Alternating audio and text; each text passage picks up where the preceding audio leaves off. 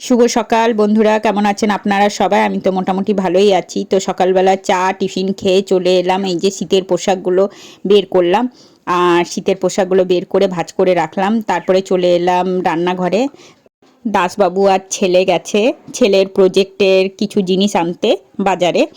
আর আমি রান্নাঘরে এই যে সবজি যেগুলো বানাবো সেইগুলো কুটে নিয়েছি। তো আজকে বানাবো ফুলকপি আলু দিয়ে মাছের পাতলা করে ঝোল, আর কফির ডাঁটা বেগুন আলু মূলো দিয়ে একটা চচ্চড়ি করব।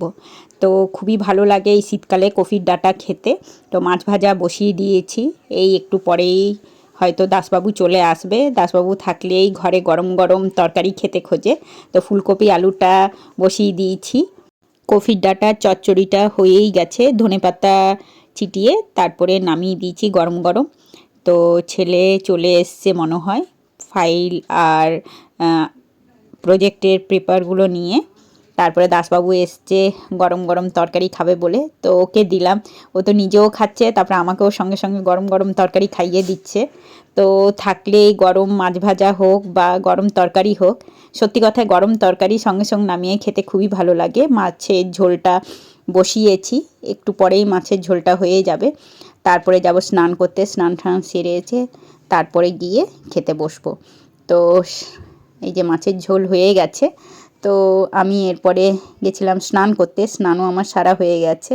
দেখি দাসবাবু কি করছে, মনে হয় ঘরে বসে মোবাইল ঘাঁটছে। হ্যাঁ, সত্যি কথাই তাই, ঘরে বসে মোবাইলটা ঘাঁটছে। রান্না হয়েই গেছে, দেখি খাই কখন জিজ্ঞেস করি। ছেলে গেছে স্নান করতে, এসে নিয়ে কিছুক্ষণ মোবাইল দেখলো, তারপরে গেছে ছেলে স্নান করতে। একটু পরেই আমরাও খেতে বসবো। তো বন্ধুরা, অনেক দিন পর এই ভিডিও দিলাম। কিছুদিন শরীরটা খারাপের জন্য দিতে পারিনি, তার জন্য অনেক দুঃখিত। তো ভিডিওটা কেমন লাগলো জানাবেন।